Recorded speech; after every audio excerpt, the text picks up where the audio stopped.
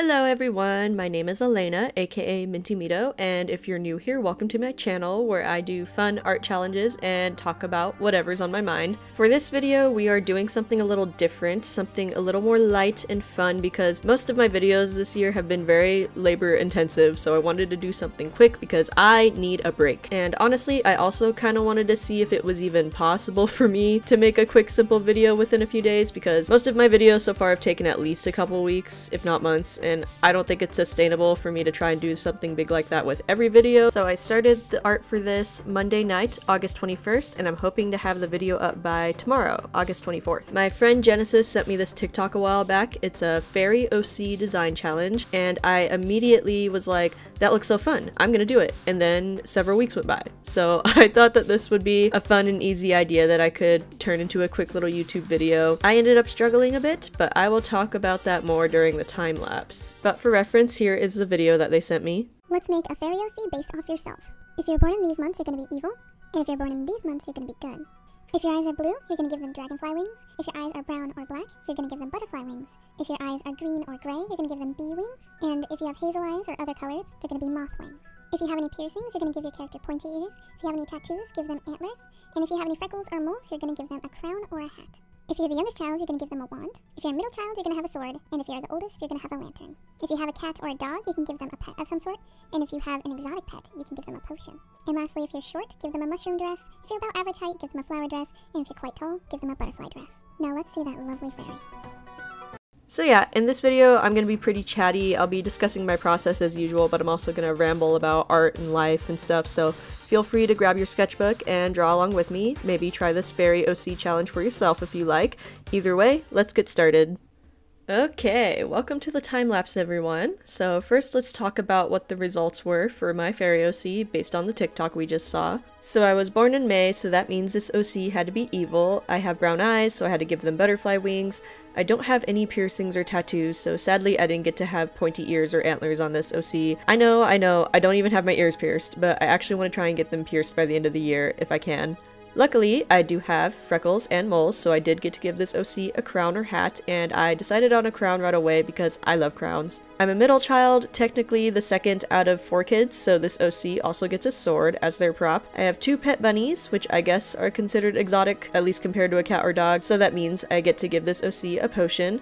And finally, my height is pretty average, so this OC gets a flower dress. For the color palette, I really wanted to do my signature MintyMido pink and green colors, but I knew immediately that this would be a little difficult since the fairy is meant to be evil, and these are some of the most, like, ooh-woo color choices in existence, but I was willing to take on the challenge. So what you're seeing here is actually my first draft, which will soon be deleted and then restarted because I cannot, for the life of me, trust my first instinct. I'm glad I went with something else, but this has been a recurring issue in my art for a couple years now. I'll have a vision and I'll start to execute it, and then suddenly I hate what I'm working on and I just need to start from scratch. And I never regret restarting, but it is pretty frustrating that I do this because it just feels like I'm wasting time.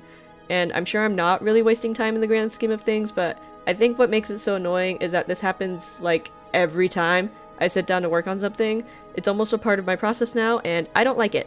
And since this is the first draft, I'm just going to let it play out on screen, but once we're actually on the final draft, I'll zoom in to show some of the details that I worked on. It's been hard for me to draw freely like this lately. I feel like I just don't have a direct workflow, so it's very hard for me to just trust the process. I don't know where a piece is going usually, so I give up before I've given it a proper chance. I'm wondering now if this first draft could have turned out really well if I had just trusted myself and pushed through it, but ultimately it doesn't matter because I just wasn't feeling it or enjoying it, so I guess that's a good enough reason for me to step away. And this is when I decided to start a whole new canvas and restart the process completely. I guess the good thing about this second draft is that I pretty much started with one pose and just stuck with it, but still I had spent like 2 hours on that first draft and ended up just scrapping it completely. I really want to be faster at drawing and completing a piece, but habits like this where I get pretty far in the process and then delete it and start over, it just shows that I'm not where I want to be. I think the main issue is that I just don't draw enough anymore, which is something I'm actively trying to prioritize prioritize now. I've realized that I'm so good at prioritizing literally anything that doesn't have to do with myself or my most desired goals. I'm so good at prioritizing the people around me, doing things for others, doing what others expect or want from me, and even things I do for myself, I'm better at prioritizing things that have nothing to do with my art. Like my art, my channel, my creative goals, those are what's most important to me, and yet my actions clearly don't show it. And not to get too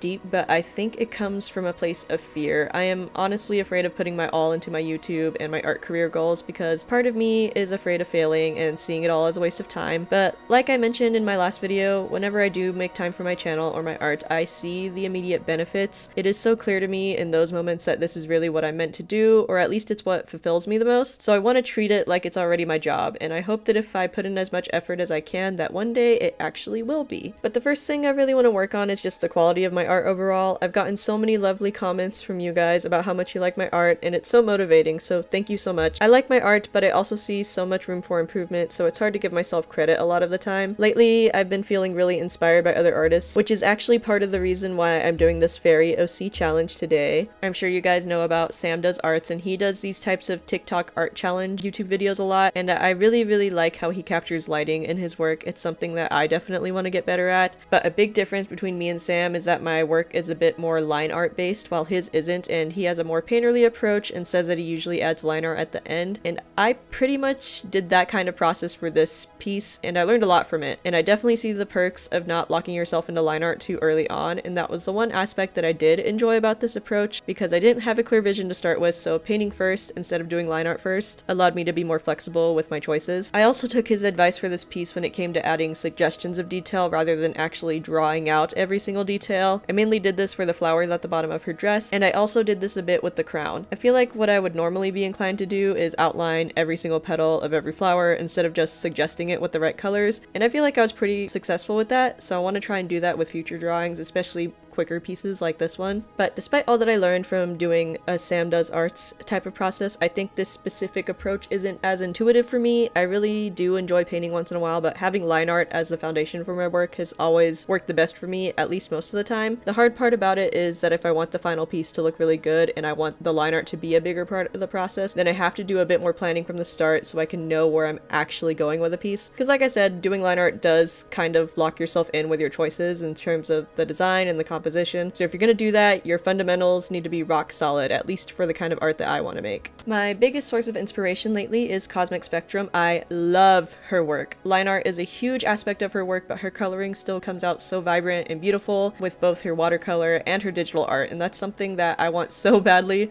for my art. And she also has a really great YouTube channel, and the way that she discusses her approach to her work, it just really speaks to me. It feels like she can articulate how I think better than I can, except that she's actually able to implement her thoughts into her work, and she is so fantastic. Please check out her channel if you haven't already. I backed her Kickstarter for her art book called Prism, and I still haven't fully read it because I haven't had the time, but I plan to soon. I am sure I will learn a lot from it. So honestly, I should probably get on that. If I'm ranting about how I want to improve and learn from artists, and I have an art book from one of my favorite artists right there, why am I not reading it? And see, this is what I mean by me not prioritizing my art. But back to my thoughts on my art process, I'm still frustrated that I don't have a seamless workflow with digital art, or maybe I did once and then I lost it. I was looking at some of my old work and their time lapses, and I feel like they used to be way more intuitive and straightforward, but it was also during a time when I was drawing a lot more often, so I guess that makes sense. I just need to draw more and study more. That's the real answer here. I still need to figure out how to balance my desire for detailed coloring and complex lighting with my need for line art in my work, but I somewhat already have an answer. I feel like I've gotten the best results when I do some thumbnails, then a main sketch, then block out my colors, and then do line art over the color blocking, and then finalize the rendering, which includes, you know, shading, lighting, blending modes, effects, etc. But the issue is that it doesn't feel straightforward. I'm just constantly changing up how I do things and the order of steps I take because I'm still trying to find my process, and like I said, I guess I just need to draw more. Sorry for all the rambling. I didn't really talk much about the process for this specific piece, but I felt like once I had the actual pose down, it was pretty self-explanatory. My biggest struggle aside from everything was just trying to make her look evil with such a bubbly color palette, which I definitely didn't have to do, but I really wanted to. I tried to make the scene look ominous, and I also blacked out her eyes and added some streaks across her face and body to add a creepiness factor, because I think it's a bit unclear if they're scars or tattoos or blood, and I think they added a slight spooky element. And I think hiding her mouth was also a good call, which is part of why I like this pose. You really get to focus in on how blank her eyes are, and hopefully that makes her look a bit more evil. I considered adding blood to the sword, but I didn't want to distract too much from her face, which is what I wanted to be the main focal point. Ultimately, I think it turned out pretty good. It was genuinely really fun to work on. I just already really want to redo it again, but I need to just stop being so hard on myself, especially because this was supposed to be a fun and relaxing art challenge. So even if I'm not fully satisfied with the final product, I really do hope that you guys enjoyed watching the process and how it turned out in the end. Thank you so much for watching. I know I rambled a lot in this video, but hopefully the process and my random thoughts on art was interesting and entertaining for you guys. Hope that you all like how the final product turned out. I feel like even for a silly little TikTok challenge, I struggle with just relaxing, so like I kept saying in the video, I'm just gonna try and draw way more often so that it feels more natural to me instead of the constant mental battle that it's been feeling like recently. If you like this video, please leave it a like and let me know your thoughts in the comments section. Are there other TikTok art challenges you'd like to see me try? I would love to know. If you'd like to further support me, I have a Ko-fi page where you can tip and or commission me. Either is very much appreciated. Otherwise, feel free to check out my socials listed here. I've been getting more active on TikTok recently, so follow that to see more random fun stuff and personal posts. And if you want more frequent updates on my YouTube channel, you can follow my Instagram. It's where I'm the most likely to do things like polls and look for feedback about YouTube related stuff. And you can also check out the description for any other important links, including my Sonic OC submission form and my BLM art fundraiser. My next video will hopefully be out sometime next week because I'm really trying to push myself to post more often. But I believe that's all I have to say, so thanks again for watching and I'll see you in the next one. Bye!